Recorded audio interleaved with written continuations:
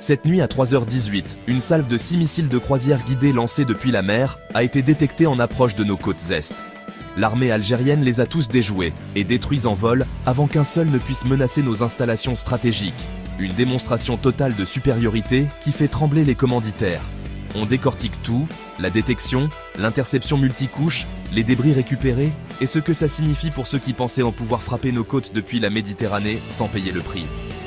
Abonnez-vous maintenant si vous voulez ces révélations sans filtre et activez la cloche pour ne rater aucune alerte missile. La détection se produit à 2h45, lorsque le radar résonnant NE déployé près d'Annaba capte 6 échos furtifs à 16 000 mètres d'altitude. Vitesse Mach 0,9, cap sud-ouest, signature radar ultra faible et profil typique de missiles de croisière JASSM-ER ou Tomahawk Block Cylindre américain, lancé depuis un navire de surface ou un sous-marin en Méditerranée centrale. Nos opérateurs du centre de commandement intégré confirment à 2h51 la menace après croisement avec les données ELINT du Gvant-1M qui intercepte les signaux de guidage Tercom, DSMAS et les liaisons GPS vers un centre de contrôle américain probable en Sicile. Les missiles avaient pénétré une zone de risque à 2h49 à 95 km au large de nos côtes est, sur une trajectoire qui les faisait passer à moins de 20 km de notre espace aérien souverain près de la frontière algéro-tunisienne. À 2h54, l'état-major passe en alerte maximale, le président Tebboune et le général Chengria sont informés en urgence. Le réseau intégré de défense est activé. À 2h57, les batteries S-400 Triumph positionnées à Annaba et Skikda verrouillent les 6 vecteurs. À 2h59, les systèmes Pantsir S-1M et Thor M2 côtier sont mis en état d'engagement immédiat. À 3h02, les S-400 tirent 6 missiles 40 N6E en salve. Les 4 premiers missiles ennemis sont interceptés et détruits à 3h03. À 3h04, les Pantsir S-1M prennent le relais avec des missiles 57E6E et canons 30 mm.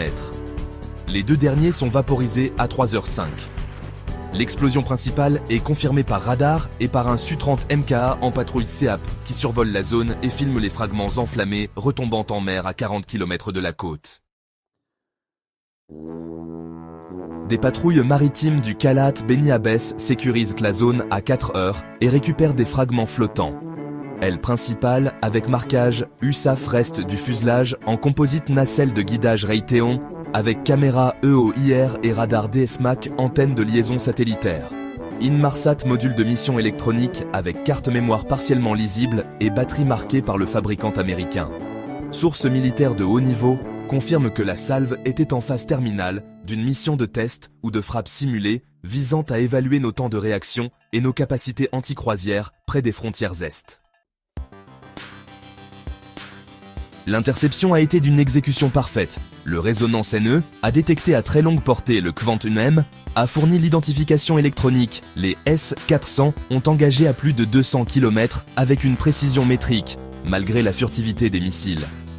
Les Pantsir et Thor ont géré la phase terminale, et les 6 vecteurs ont été détruits en moins de 3 minutes, prouvant la supériorité de notre défense multicouche face aux contre-mesures électroniques du JASSM-ER. Côté algérien, cette interception est vécue comme une démonstration magistrale de notre maturité stratégique. L'état-major a suivi en temps réel le général Chengria, a dirigé les opérations depuis le poste de commandement central et le président Tebboune a validé personnellement l'activation maximale.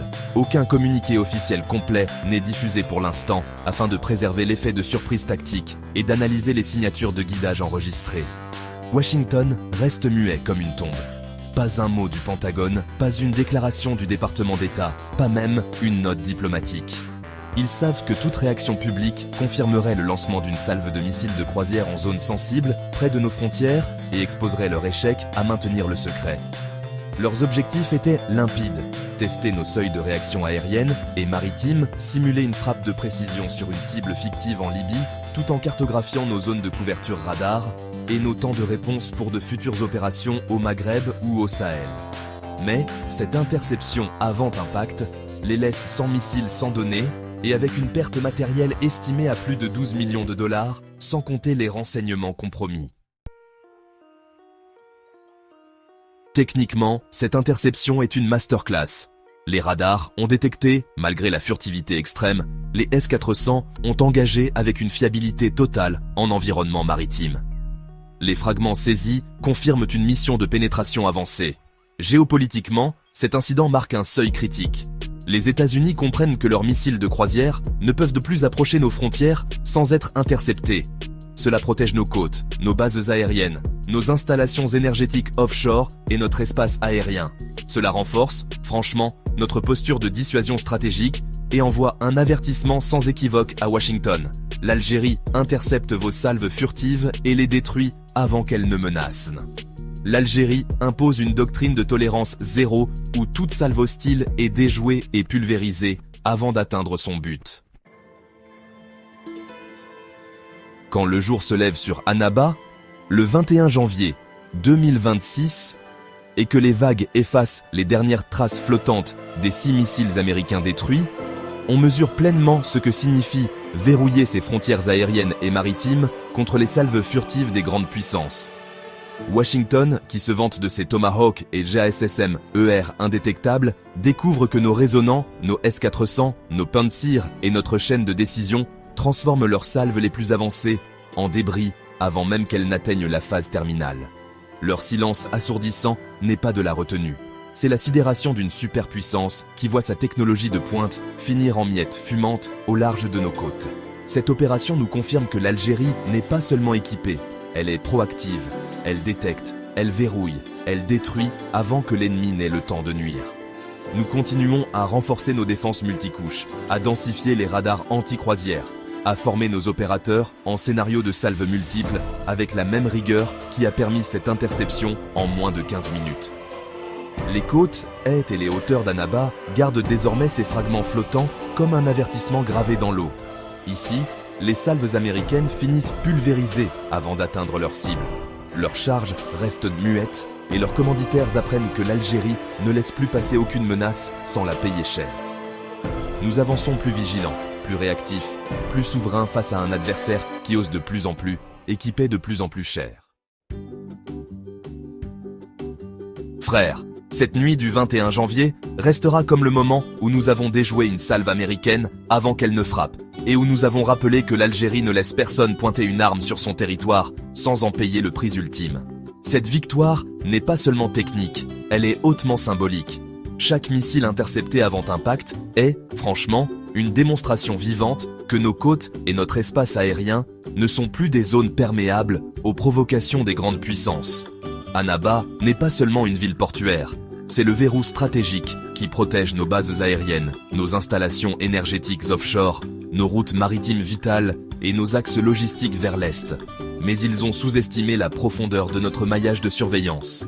Les radars résonnants, les Kolchouga passifs, les capteurs thermiques, les systèmes Pantsir Tor S-400, les chaînes de renseignement humains implantées jusqu'aux confins de la Tunisie et de la Libye. Ils ont oublié que l'Algérie de 2026 n'est plus celle des années 90 où les intrusions pouvaient durer sans réponse immédiate. Aujourd'hui, chaque vecteur furtif est triangulé, chaque signature thermique est analysée en temps réel et chaque salve est traitée avec une chaîne de décision qui va du poste avancé au palais présidentiel en moins de 10 minutes. Le 40N6E a parcouru la distance en moins de 2 minutes, saturant les contre-mesures des missiles et les forçant à exploser avant même d'avoir pu activer leur guidage terminal. C'est cette intelligence distribuée, cette capacité à traiter une salve multiple en quelques minutes qui fait la différence et qui montre au monde que l'Algérie n'est plus en retard sur la guerre anti-croisière. Elle est en avance dans son environnement immédiat. Cette opération valide aussi les investissements massifs du budget 2026 dans les systèmes anti-furtifs et anti-croisières, les nouveaux radars à synthèse d'ouverture, les logiciels d'intelligence artificielle pour la gestion de menaces multiples, les batteries mobiles qui se déploient en moins de 20 minutes et les avions de patrouille CAP qui tournent 24 heures sur 24 au-dessus des zones sensibles. Tout cela n'est pas du luxe, c'est une nécessité vitale pour un pays dont les côtes s'étendent sur plus de 1600 km, dont les plateformes gazières offshore sont des cibles stratégiques et dont l'influence régionale attire les convoitises de ceux qui n'hésitent pas à projeter leur puissance navale et aérienne pour nous encercler indirectement. Pour ne rien manquer des opérations qui protègent nos frontières, abonnez-vous sans attendre. Activez les notifications, likez avec force et partagez sans retenue. Commentez « Salve US déjouée » si cette interception vous remplit d'une fierté froide et patriotique. Que Dieu protège nos artilleurs, nos radars, nos côtes et notre Algérie qui déjoue les salves avant qu'elles ne frappent. À très bientôt pour la prochaine qui s'annonce tout aussi décisive. Prenez soin de vous et restez vigilants à l'Est.